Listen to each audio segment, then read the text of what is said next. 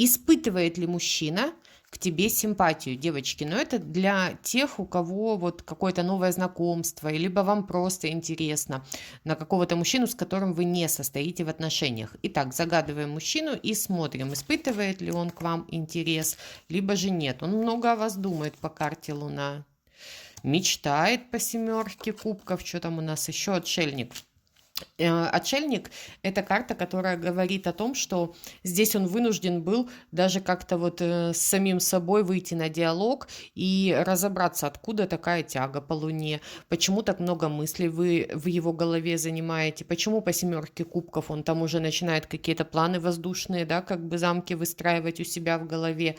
То есть здесь человек явно испытывает к вам больше, чем симпатию по карте Луна, потому что здесь есть и сексуальное притяжение в вашу сторону, и он не понимает, откуда ножки растут, да, то есть пытается здесь разобраться, что ж такое-то произошло.